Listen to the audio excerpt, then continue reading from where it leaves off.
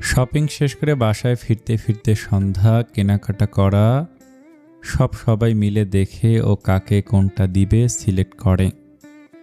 তারপর রাতের খাবার কিনে এনেছিল, তা খেয়ে যার যার রুমে রেস্ট করতে যায়। রাত প্রায় 10টা। ইরাম বারান্দায় বসে আছে।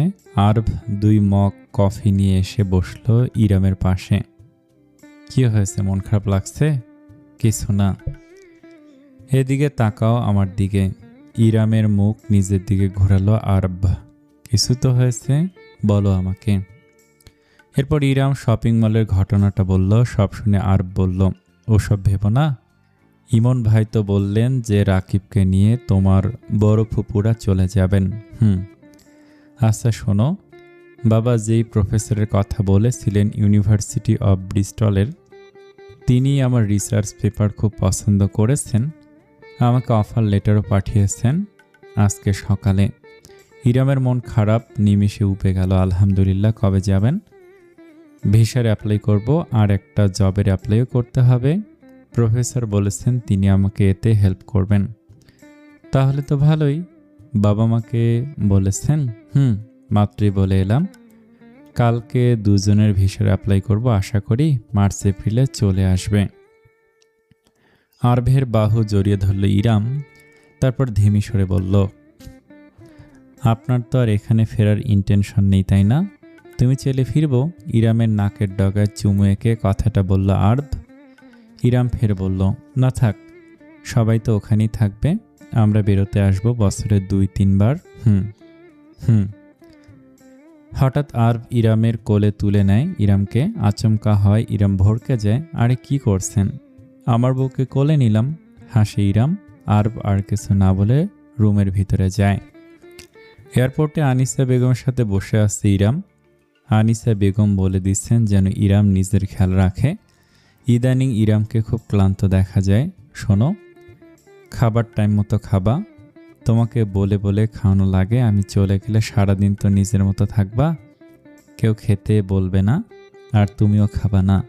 ইরাম হাসে আর বলে, ভিসা চলে আসলে আমরাও আপনার কাছে চলে আসব। সে তো অনেক দেরি, কবে ভিসা আসবে সিউরিটি তো নাই। আর শোনো, ডিসেম্বর মাস চলে, শীত পড়বে এদিকে অনেক। বারান্দায় গিয়ে বসে থাকার অভ্যাস বদলাও। ইরাম মাথা নাড়ে। তখন আরব ও তাওহিদ আসে। আরব বলে, মা বাবা একটু পরেই অ্যানাউন্সমেন্ট হবে, ফ্লাইটের সময় হয়ে গেছে। তোমরা কফি বা কিছু খাবে? ইরামকে নিয়ে যা। আমি এখন কিছু খাবো না, ফ্লাইটের আগে কিছু না। খাওয়াই ভালো আমার জন্য। আরব ইরাম, তাওহিদ ও সাব্বিরকে নিয়ে কফির ওখানে যায়। কফি কিনে এরপর ফিরে আসার সময় রাবেয়া বেগমের সাথে দেখা হয়ে যায়।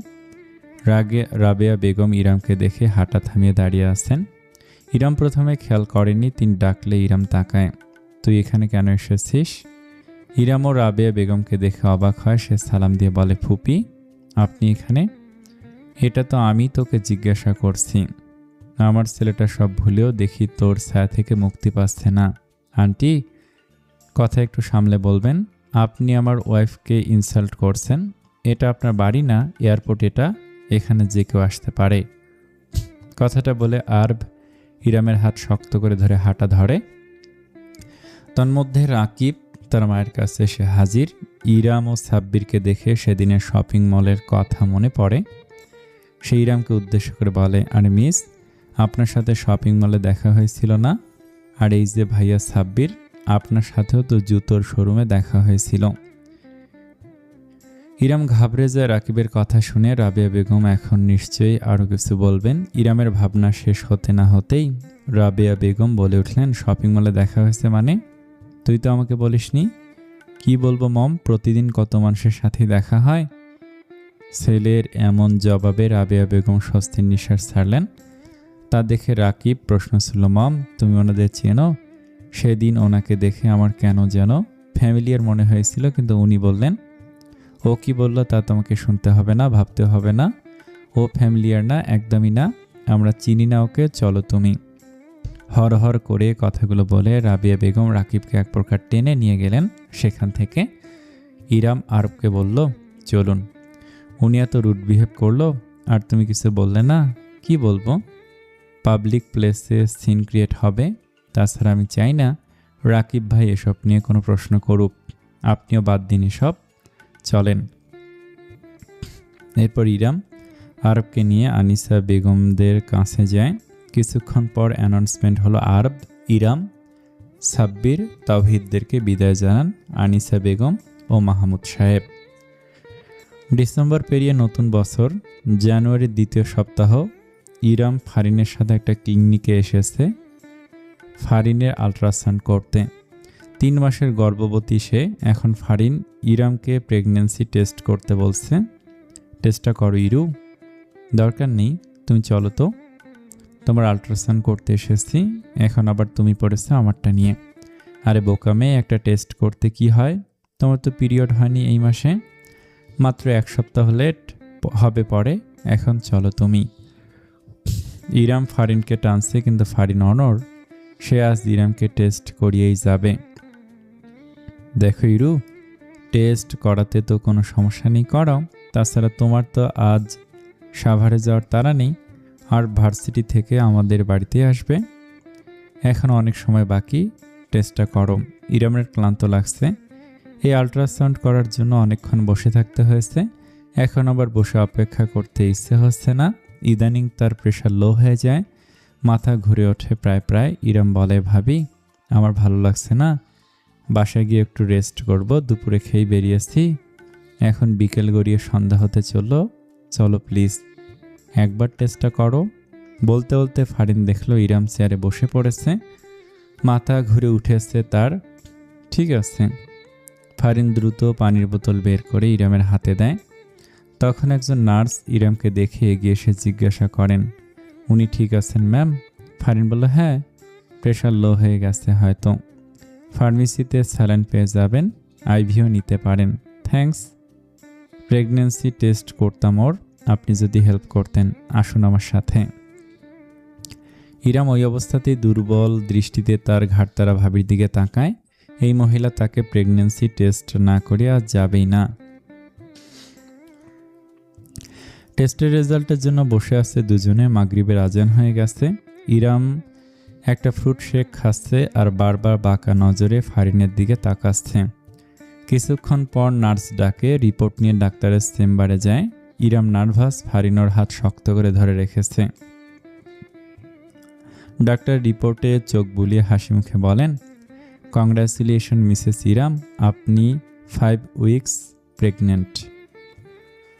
ইরাম চমকে ওঠে, অবিশ্বাস তার দৃষ্টিতে। ফারিন খুশিতে পারে না, সেখানে চিৎকার করে ওঠে, দেখলে বলেছিলাম না, আমার তোমার মাথা ঘোরা, খাবারে অরুচি, ত্বকের প্রতি ঝোঁক ও পিরিয়ড লেট হচ্ছে দেখেই সন্দেহ হয়েছিল। ডাক্তার ম্যাম মুচকি হেসে বললেন, এখনই তেমন উপসর্গ বোঝার কথা না, এসব উপসর্গ নর্মালিও হতে পারে, পিরিয়ড মাঝে মধ্যে 1 সপ্তাহ লেট হতে পারে কিছু কারণে, যেমন ওনার হিমোগ্লোবিন কম, বেশি বেশি পুষ্টিকর খাবার, আয়রন সমৃদ্ধ খাবার খেতে হবে, তারপর প্রয়োজন পড়লে রক্ত দিতে হবে। আর যদি আপনার চা কফি খাওয়ার অভ্যাস থাকে তবে সেটা কমিয়ে বা বাদ দিতে হবে। ফারিন ডাক্তারের সাথে সাথে মাথা দোলাচ্ছে। ইরা মৃদু হাসে, আরবকে তো জানাতে হবে, বাসায় আসলে জানাবে নাকি কল করে জানাবে তা নিয়ে ভাবছে সে। ডাক্তার আরও বললেন, আপনার চোখের নিচে ডার্ক সার্কেল দেখা যাচ্ছে, রাত জাগেন, এই অভ্যাসও বাদ দিতে হবে। আপনাকে দেখে কিন্তু আন্ডারওয়েট লাগছে। ঠিক বলেছেন ম্যাম, ওর খাবার নিয়ে খুব অনীহা। ওর শাশুড়ি ওর জায়ের কাছে ব্রিস্টলে গেছেন, ওর জায়ের বেবি হয়েছে ডিসেম্বরের শেষ সপ্তাহে, উনি থাকলে বলে বলে খাওয়ান, এখন একা একা থাকে। আমরা এত বলে বলে কালকে এসেছে আমাদের বাসায়, উনি একা থাকেন জি। ওর শ্বশুর শাশুড়ির 2টাই ছেলে, বড় ছেলে ও বউ ব্রিস্টলে থাকে, বাচ্চা হবে বলে আঙ্কেল আন্টি চলে গেছেন, আর 2জন চাচাতো ও মামাতো দেবর থাকতো, ওরা গত সপ্তাহে সব গুছিয়ে ভার্সিটির হোস্টেলে শিফট হয়ে গেছে। ওরা তো সারাদিন ভার্সিটিতেই থাকে, ওর স্বামীও তাই। আর এই মহাশয়া সারাদিন ট্যাব নিয়ে বসে থাকে, ওর নাকি খিদেই পায় না। ডাক্তার এবার ইরামের দিকে তাকায়, এমন করলে তো হবে না, তোমার গর্ভে এখন আর একটা প্রাণ বেড়ে উঠছে, তার খেয়ালও রাখতে হবে, এই সময় একা থাকা উচিত না, ডিপ্রেশন কাজ করে। তোমার শাশুড়ি আসার আগ পর্যন্ত বাবার বাড়িতেই থাকো। তোমার ভাবিও তো আমার পেশেন্ট, ও নিজে প্রেগনেন্ট। ইরাম ঠোঁট ভিজিয়ে নিয়ে বলে, জি ম্যাম, আমি নিজের খেয়াল রাখবো। আমি কিছু সাপ্লিমেন্ট দিচ্ছি, ঠিক মতো খায়ও। এরপর ডাক্তার প্রেসক্রিপশন লিখে দেন। ডাক্তারের চেম্বার থেকে বেরিয়ে ইরাম আরবকে মেসেজ করে, জিজ্ঞাসা করে আসতে আর কতক্ষণ লাগবে। আরবও সাথে সাথে ভয়েস মেসেজ পাঠায়, ঘন্টাখানেক লাগবে অন্তত। এরপর হসপিটাল থেকে বাসায় গেছে কিনা তাও জিজ্ঞাসা করে। ইরাম ভাবছে প্রেগন্যান্সির খবরটা আরবকে এখন দিবে কিনা। তখনই ফারিন ওর হাত থেকে ফোনটা নিয়ে বলে, এই যে ননদিনী, এখন না, তোমার বর আসলে তখনই খবরটা দিবে। এখন সে ড্রাইভ করছে, খুশিতে যদি গাড়ির স্পিড বাড়িয়ে দেয় তখন তো পুলিশে ধরবে। ইরাম হালকা হাসে, আরবকে বলে যে বাড়িতে ফিরছে এখন। বাসায় গিয়ে সবাইকে খবরটা জানানোর পর সবাই খুব খুশি। শফিক সাহেব মেয়ের জন্য তখনই মেয়ের পছন্দ রসমালাই ছানা মিষ্টি আনতে বেরিয়ে পড়েন। ইয়াসমিন বেগম মেয়েকে বারবার জড়িয়ে ধরে বুঝাচ্ছেন মন যেন নিজের খেয়াল রাখে, এখন থেকে যায়। প্রায় 1.5 ঘন্টা পর আরব ইরামদের বাড়িতে আসে। আসতেই তাকে সদর দরজাতেই ঘিরে ইরামের ভাই বোনেরা ধরে। আরব আচমকা সবাইকে হুমড়ে পড়তে দেখে খানিকটা ঘাবড়ে যায়। মিহু তো একটা আস্ত মিষ্টি আরবের মুখে পুড়ে দিয়ে বলে, কংগ্রাচুলেশন ভাইয়া। আরব মিষ্টিটা খেয়ে তারপর জিজ্ঞাসা করে, কি হয়েছে, কিসের কংগ্রাচুলেশন দিচ্ছ? তখন এলি বলে, আমাদের অবুজ দুলা ভাই এখনো বোঝেননি নাকি না বোঝার ভান করে আছেন? আমি সত্যি জানি না কি হয়েছে, বলো, গেস করুন। হইচই শুনে ইয়াসমিন বেগম রান্নাঘর থেকে এসে সবাইকে ধমক দিলেন, কি হচ্ছে? ছেলেটা মাত্র এলো আর সবাই মিলে ঘিরে ধরেছিস। আর ইমন, তুইও কি বাচ্চাদের মতো বাচ্চা হয়ে গেছিস? ইমন থতমত খেয়ে উঠে দাঁড়ায়, বলে, আমি তো চুপ করে বসে আছি, ওরা, তুই বড় না, ওদের থামাতে পারলি না? আর এই পঙ্গপালদের রাত করে জানানোই উচিত হয়নি। আর বাবা, তুমি রুমে যাও, ইরু অপেক্ষা করছে তোমার জন্য। এটা ঠিক না ফুপি। চুপ, তোর জামাইকে এখন কল করে বলবো তোকে যেন নিয়ে যায়। মিহুকে ধমকে চুপ করিয়ে দিলেন ইয়াসমিন বেগম। আর এই সুযোগে সেখান থেকে সরে যায়। রুমে গিয়ে দেখে আলো নিভানো, নীরবতার চাদরে আচ্ছাদিত পুরো রুম। আরব আলো জ্বালাতে গিয়ে থেমে যায়, ধীর পায়ে বিছানার দিকে এগোয়। ইরাম গায়ে কম্বল জড়িয়ে শুয়ে আছে। আরব মৃদু কণ্ঠে ডাকলো ইরামকে, ইরাম, ঘুমিয়ে গেছ? ইরাম উঠে বসে, লাইট জ্বালাননি কেন? দেখলাম ঘুমাচ্ছিলে। মাথা ধরেছে তাই শুয়েছিলাম। আরব ইরামের কপালে হাত দিল, তারপর বলল, ফ্রেশ হয়ে আমি কফি বানিয়ে আনছি। আরব উঠতে নিলে ইরাম ওর হাত ধরে, মৃদু হাসে। এতক্ষণ চোখে অন্ধকার হয়ে গেছে। বাহির স্ট্রিট লাইটের আলোয় খানিকটা আলোকিত রুম। আরব দেখলো ইরামের হাসি, বিপরীতে সেও হালকা হাসলো। ইরাম বলল, চা কফি খাওয়া একদম কমিয়ে দিতে বলেছে ডাক্তার। মানে তুমি অসুস্থ? ইরাম নাবোধক মাথা নাড়ায়, কিন্তু আরব খুব চিন্তিত হয়ে পড়ে। সে ইরামের গালে হাত দিয়ে বলে, এই জন্য বারবার তোমাকে কল করে খাবারের কথা মনে করাতে হয়। সারাক্ষণ ট্যাব ও ফোন, একদম রোগা হয়ে গেছে তুমি। ইরামের রাগ লাগে। সে আরভের হাত সরিয়ে ফের পাশ ফিরে শুয়ে পড়ে আর বলে, কথায় কথায় শুধু এক কীর্তন পেয়েছেন, ভাল লাগে না। রাগ করছো কেন? তোমার রাগও ইদানিং বাড়ছে যেন। ঠিক মতো না খেলে সারাক্ষণ শুয়ে বসে একা থাকলে মেজাজ খিটখিটে হয় জানি, আর মনের সাথে শরীরের সুস্থতাও রিলেটেড। ডাক্তারও তো বলল তুমি অসুস্থ। ফট করে ইরাম উঠে বসে, তেজি কণ্ঠে বলে, আমি অসুস্থ না, প্রেগনেন্ট আমি। এজন্য ডাক্তার নিষেধ করেছে চা কফি খাওয়া কমাতে। বুঝতে পেরেছেন? আর বিস্মিত কয়েক সেকেন্ড পেরোলো, তার কোনো প্রতিক্রিয়া নেই। ইরাম বিছানা ছেড়ে উঠে রুমের আলো জ্বালায়, চোখের পলক ঝাপটায়। আর তৎক্ষণাৎ উঠে ইরামের বাহু ধরে বলে, সত্যি বলছো মানে? তুমি সত্যি প্রেগনেন্ট? ইরাম মুচকি হেসে মাথা নাড়ায়, আর জিভ দিয়ে ঠোঁট হালকা ভিজিয়ে নেয়। আশেপাশে এলোমেলো দৃষ্টিতে তাকায়, তারপর ওষ্ঠকোণে বৃহৎ হাসি নিয়ে ইরামকে বুকে আগলে নেয়। I don't know how to react, but I feel so happy. I am going to be a father, really. Still, it's feel like a dream. ইরাম আরফের গলা নিচে চুমু আঁকে, তারপর বলে, আপনার আইএলটিএসের স্কোর 7 আমি জানি, সেটা প্রমাণ করতে হবে না। হেসে ফেলে আরফ। মুড কীভাবে নষ্ট করতে হয় তার ট্রেনিংয়ের তুমি 10-এ 10। ইরাম আরফের বুক থেকে মাথা উঠিয়ে মুচকি হাসে। আরফ ওর গালে হাত দিয়ে কপালে দীর্ঘ চুম্বন করে, অতঃপর বলে, রিপোর্ট কই দেখাও। ইরামের মুখ ফ্যাকাশে হয়ে যায়। তার রিপোর্ট দেখে আরফ তাকে আরও এক গাদা লেকচার দিবে। পারেই সারাক্ষণ লেকচার দিতে, এজন্যই সে লেকচারার। ইরামের ভাবনার মাঝে আরফ আবার শুধায়, কি হলো, রিপোর্ট দেখাও। আরে রিপোর্ট দেখার কি আছে, প্রেগন্যান্সি পজিটিভ, 5 উইকস প্রেগন্যান্ট আমি। বুঝলাম তো, রিপোর্টটা দেখাও। জানেন, আমার পিরিয়ড 1 সপ্তাহের বেশি লেট, মানে 10 দিন হয়তো। তাতেই ভাবি আমাকে প্রেগন্যান্সি টেস্ট করানোর জন্য এত ইনফ্লুয়েন্স করেছিল। আমি তো জানি যে পিরিয়ড মাঝে মধ্যে একটু লেট হতেই পারে, তাই না? ইরাম রিপোর্টের কথা কাটানোর চেষ্টা করছিল, কিন্তু আরফের দৃষ্টি সূচালো। ইরাম তাকাতেই সেই দৃষ্টি দেখে মৃদু ঢোক গিলে মেকি হাসার চেষ্টা করলো। আরফ বলল, রিপোর্টে নিশ্চয়ই এমন কিছু এসেছে যার জন্য তুমি দেখাতে চাচ্ছ না। ইরাম মুখ ছোট করে বলল, প্লিজ, আর লেকচার শুনতে ইচ্ছে করতেছে না। আম্মুরটা শুনলাম, মামিদেরটাও শুনলাম, এমনকি ফারিন ভাবিও। আমি খেয়াল রাখবো নিজের, 100% গ্যারান্টি দিচ্ছি। তাই এই গ্যারান্টি কত % গ্যারান্টি? ইরামের মুখে হাসি ফুটল না, মুখ কালো করে রিপোর্টটা আরফকে এনে দেয়। তারপর মুখ ঘুরিয়ে বিছানায় বসলো। আর হালকা হেসে রিপোর্ট দেখে তারপর বলে, তুমি 1 সপ্তাহ এখানেই থাকবে মানে? কেন আজব, কাল শুক্রবার, কাল পর্যন্ত থাকতে পারি, কিন্তু 1 সপ্তাহ নো। আর ইরামের পায়ের কাছে বসলো। তারপর ওর 2 হাতে হালকা চুমু দিয়ে বলল, আমি ব্যস্ত থাকবো, তুমি বাসায় একা থাকলে আমার চিন্তা হবে খুব। 1 সপ্তাহ পর তো সেই একাই থাকবো, তাহলে 1 সপ্তাহ থেকে কি হবে? এখানে 1 সপ্তাহ থাকলে তোমার খাবারের টাইম টেবিল ঠিক হবে, তখন তুমি নিজেই খিদে পেলে খাবে। ইরাম মন খারাপ করে বিছানা থেকে নেমে আরভের সামনে বসে আরভের বুকের সাথে মিশে যায়।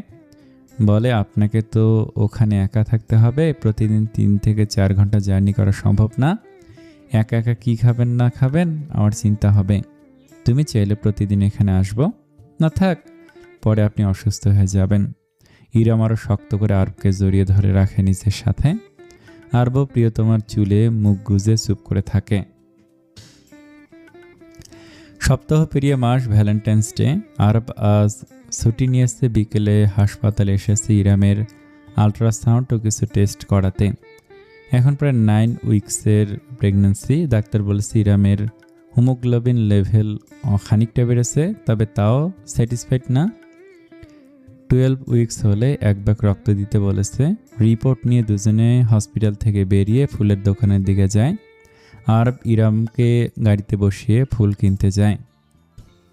গাড়িতে বসে থাকা অবস্থায় ইরাম রাস্তার লোকজন দেখছে। কাপলরা বসন্তের বিকেলে শাড়ি পাঞ্জাবিতে হাত ধরে হাঁটছে, ফুচকা খাচ্ছে। ইরামেরও খুব খেতে ইচ্ছে হলো, কিন্তু আরব ওর ফাস্টফুড ও বাইরের খাবার একদম নিষেধাজ্ঞা জারি করে দিয়েছে। নুডলস, স্যান্ডউইচ, বার্গার, পিৎজা যাই খাবে সব বাসায় বানিয়ে খাওয়ায়, নয়তো হোমমেড ফুড অনলাইনে অর্ডার করে। বাসায় একজন হেল্পিং হ্যান্ডও রেখেছে, যে সকাল 9টার দিকে এসে ঘর পরিষ্কার করা, শাকসবজি, মাছ মাংস সব কেটেও ধুয়ে দিয়ে যায়। রান্নাটা ইরামের নিজেরই করতে হয়। আরব ফুল কিনে গাড়িতে এসে বসে। 7 রঙের 7টা ফুল কিনে এনেছে সে। এই যে মিস রেইনবো, আপনার জন্য 7 রঙের 7টা গোলাপ। Thank you mister husband. দুজনেই মৃদু হাসে। ইরাম ফুলগুলোর ঘ্রাণ নেয়। লাল, সাদা ও গোলাপি গোলাপ বাদে বাকি একটার ঘ্রাণ সে পাচ্ছে না। আরব গাড়ি স্টার্ট করতে নিলে ইরাম বায়না ধরে, আরব, আমার না ফুচকা খেতে ইচ্ছে করছে, ওই যে দেখুন ফুচকার দোকান। আরব সাথে সাথে আবদার নাকচ করে দেয়, না, এসব এখন তোমার জন্য হেলদি না। ইরাম খুব করে বলে, প্লিজ আরব, আমার খুব খেতে ইচ্ছে করছে। এখানে না, খুব খেতে ইচ্ছে হলে বাসায় গিয়ে বানিয়ে খাবো। বাসাটা মজা হবে না প্লিজ? আজকে তো ভ্যালেন্টাইন্স ডে, পহেলা বসন্ত, সবাই আজ বাইরে ঘোরাঘুরি করছে, খাচ্ছে, আমিও ফুচকা খাবো। আরব নিজের কথায় অনড়, সে খেতে দিবে না। ইরামকে জোর করে গাড়িতে ওঠায়, এরপর সুপার মার্কেটের দিকে যায়। বাসায় বসে ইরাম মুখ ভার করে বসে আছে। অনলাইন থেকে কিছু হোমমেড স্ন্যাক্স এনেছিল, সেগুলো আপেল খাচ্ছে বসে বসে। তন্মধ্যে বার কয়েক রান্নাঘরে আরভের কাজকর্ম উকি ঝুঁকিও দিচ্ছে।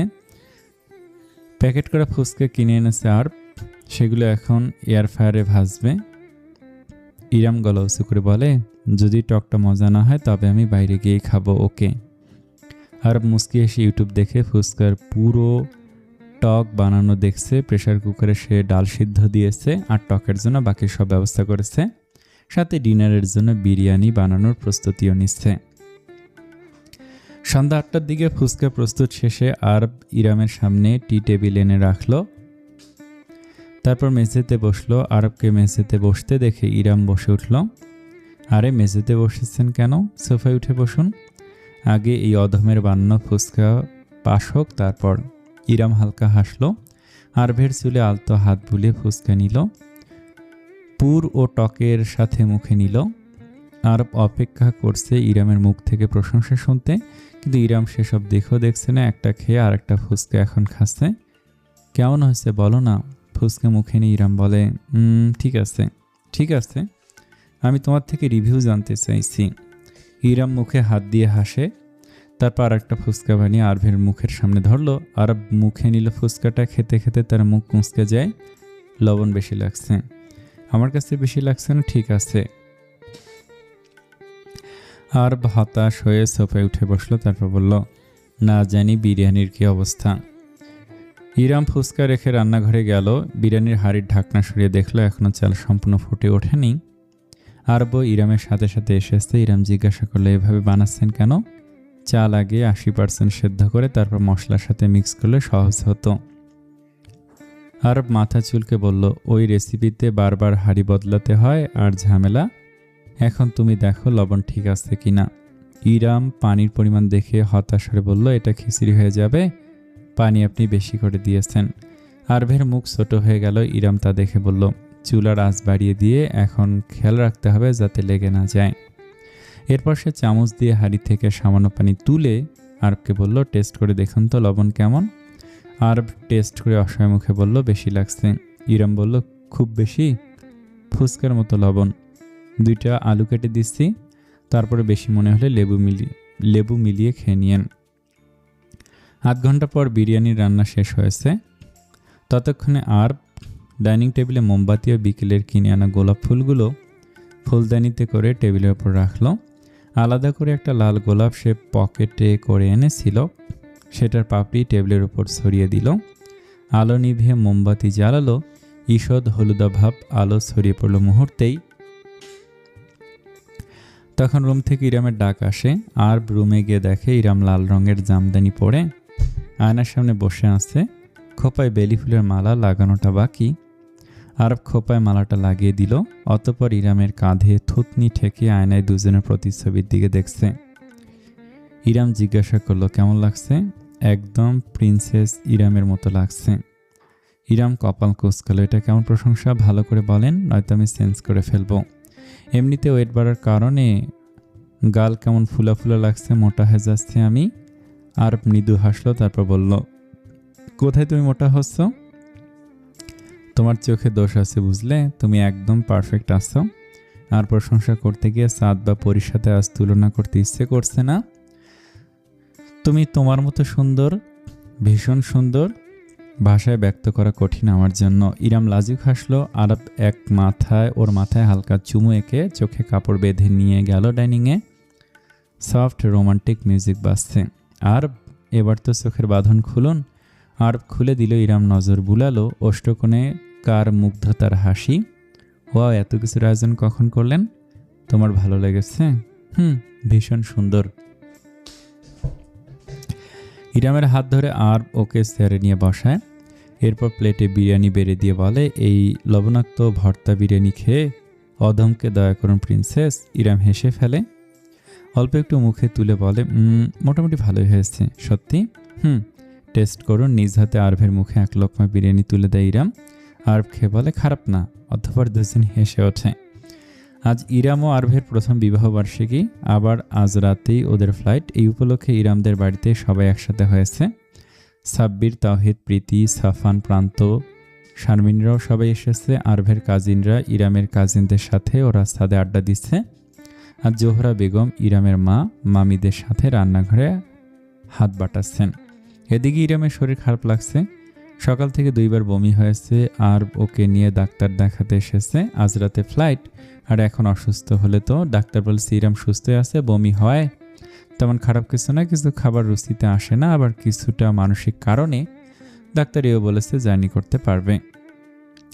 হসপিটাল থেকে বের হয়ে আরব জিজ্ঞেস করে, কি খাবে বলো, যা খেতে চাইবে তাই খাওয়াবো। ব্রিস্টলে বাংলাদেশি খাবারগুলোই তুমি মিস করবে। ইরাম ক্লান্ত হাসলো, তারপর বলল, বাইরের খাবার খেতে ইচ্ছে করছে না, বাসায় চলেন, আম্মু মামিরা আজ অনেক কিছু রান্না করেছে। কোথাও ঘুরবে না? চলো ঘুরি। কোথায় ঘুরবেন? শাহাবুদ্দিন পার্কে চলো, এখান থেকে কাছে আছে। আচ্ছা চলেন। অতঃপর দুজনে গাড়িতে ওঠে। আরব গাড়ি শাহাবুদ্দিন পার্কের দিকে ঘোরায়। শাহাবুদ্দিন পার্কের লাল ইটে বাঁধানো রাস্তায় দুজনে হাতে হাত রেখে হাঁটছে। খানিকক্ষণ পর ইরাম আরভের বাহু জড়িয়ে ধরল, বলল, সবাইকে ছেড়ে যেতে আমার ভালো লাগছে না। ওখানে গিয়ে তো যখন তখন আব্বু আম্মুর কাছে আসতে পারবো না। তাহলে টিকিট ক্যান্সেল বা পিছিয়ে দেই। ইরাম থেমে গেল, মুখ গোমরা করে বলল, না থাক, সেটেল তো ওখানেই হতে হবে। তাহলে কি করব বলো? আর আমাদের একসাথে আবার পাহাড় দেখা হলো না। তুমি এই অবস্থায় পাহাড়ে উঠতে পারবে না। কেন উঠতে পারবো না? আর জবাব দিল না। ইরাম ফের বলল, বাবু হবার পর বাংলাদেশে এসে আমরা বান্দরবনে যাব। হ্যাঁ আচ্ছা। ইরাম কয়েক সেকেন্ড চুপ থেকে আবার শুধালো, আর আপনি ভার্সিটির সবাইকে মিস করবেন না? ওখান থেকে গ্রাজুয়েশন, পোস্ট গ্রাজুয়েশন ও লেকচারার হিসেবে 4 বছর ধরে আছেন। একটা আলাদা তৈরি টান হয়নি? হয়েছে। তাহলে গতকাল রিজাইন দিলেন, ফ্লাইটটাও বিক্রি করে দিলেন, ফ্ল্যাটটাও? কিছু পিছু টান ছাড়তে হয়। কেন ছাড়তে হয় জানি না।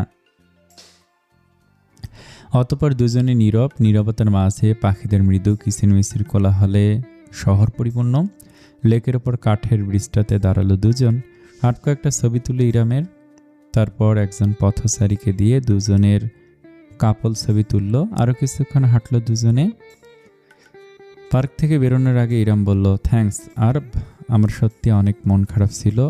আব্বু আম্মু ভাইয়া ভাবি মামা মামিদের ভাই বোনদের সবাইকে রেখে এত দূরে চলে যাব। চাইলে হুট করে দেখা করতে পারবো না বলে খুব মন খারাপ হচ্ছিল। এখন কিছুটা ভালো লাগছে। আরব বিপরীতে মুচকে হেসে ইরামের মাথার একপাশে আলতো ঠোঁট ছোয়ালো। তারপর ইরামদের বাড়ির উদ্দেশ্যে রওনা দিল। এপ্রিলের 1 তারিখ। ব্রিস্টলে এখন সন্ধ্যা 8টা। আধার নেমেছে কিছুক্ষণ আগেই। বাড়ির আঙিনায় চায়ের আসর বসেছে। বসন্তের আবহ প্রকৃতিতে। থার্মোস্ট্যান্ডে আজকের তাপমাত্রা 8 ডিগ্রি দেখাচ্ছে। মৃদুমন্দ শীতল হাওয়া। ইরাম সোয়েটারের উপর একটা শাল পেঁচিয়ে বসেছে। তরি সবার জন্য নিজের বেক করা পাউরুটি ও মালাই চা নিয়ে আসছে।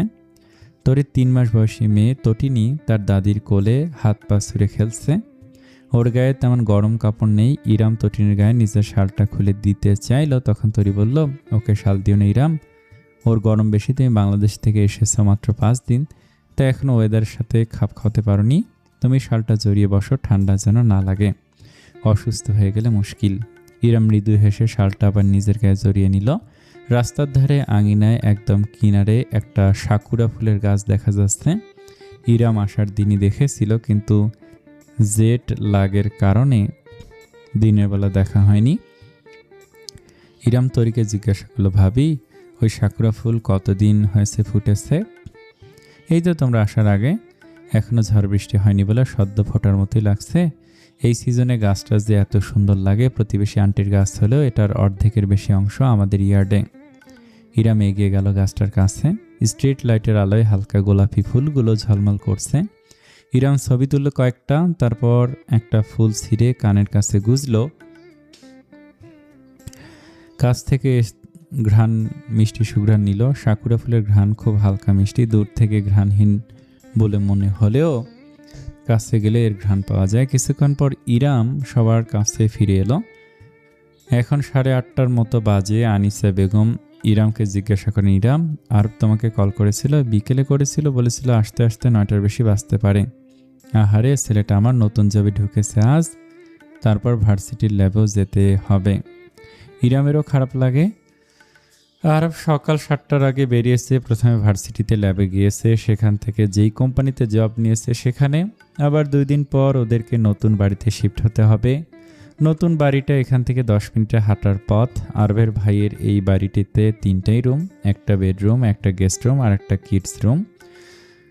কিডস রুমটা সাইজেও বাকি 2 রুম থেকে খানিকটা ছোট। সেখানে তরি একটা ম্যাট্রেস বিছিয়ে টুকটাক সাজিয়ে রেখেছে। গেস্ট বেশি আসলেই ওই রুমটার ব্যবহার হয়। রাত 9:30টায় আরব ফিরে ক্লান্ত পরিশ্রান্ত দেহ লুটিয়ে দেয় বিছানায়। ইরাম 1 গ্লাস দুধ এনে দেয় আরবকে। আজ খুব বেশি ধকল গেছে তাই না? আরব উঠে দুধের গ্লাসটা নিয়ে দুধটুকু পান করে, তারপর বলে, হ্যাঁ, জবে আজ প্রথম দিন, তারপরও একদমই মনে হয়নি প্রথম দিন। সবাই এত পাংচুয়াল, বাংলাদেশ হলে প্রথম দিন আয়েশ করেই কেটে যেত। ওদের এখানে এই রেওয়াজ নেই। তার ওপর গতকাল রাতে যেই টেস্টটা করছিলাম সেটা ফেল করেছে, কিছু ত্রুটি ছিল। প্রফেসর বলল আবার করতে, সকালে সেটা করিয়ে রেখে এসেছি। অ্যাটলিস্ট 8-9 ঘন্টা পর দেখতে হয়, এখন ওটা দিয়ে কাজ করে এলাম। ইরাম আরবের মাথায় হাত বুলিয়ে দিল।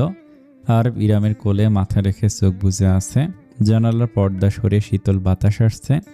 আরব উঠে বসে। ইরামের হাত ঠান্ডা। হাত মুজে পড়ে থাকো, তোমার হাত এত ঠান্ডা আর জানালা খোলা রেখেছো কেন? ভালো লাগছে বাতাসটা? আরব উঠে জানালা লাগিয়ে দিল। তখন ডিনারের জন্য ডাক এসেছে। আরব বাহিরে পোশাক বদলে ইরামকে নিয়ে ডাইনিংয়ে যায়। দেখতে দেখতে বছর ঘুরে আবার বসন্তকাল। আরব ও ইরামের মেয়ে আরিয়ার বয়স 6 মাস। বাংলাদেশ থেকে ইরামের মা বাবা, ভাই ভাবি ও 9 মাস বয়সী ভাতিজা ফাইজান এসেছে। আরবের ভাই ভাবির মেয়ে তটিনীর বয়স এখন 1 বছর 3 মাস প্রায়। সবাই মিলে গেট টুগেদারের আয়োজন হয়েছে আরব ইরামের বাড়িতে, কিন্তু ইরামই নেই। সে সকালে ভার্সিটিতে ক্লাস করতে গেছে, দুপুর চলে আসবে। আরবের সাথে আসবে। আরব আজ কোম্পানি থেকে ছুটি নিলেও ভার্সিটির রিসার্চ থেকে ছুটি নেয়নি, সেটা করতে হবে। আর ইরামের তো আরিয়ার জন্মের পর 3 মাস হতেই ক্লাস শুরু হয়েছে। ইরাম ভার্সিটিতে থাকাকালীন আনিসা বেগম ও তরি আরিয়ার দেখাশোনা করে। আর আরিয়া হয়েছে বাবা ও দাদা দাদি ভক্ত। মা কাছে না থাকলেও সে কাঁদে না।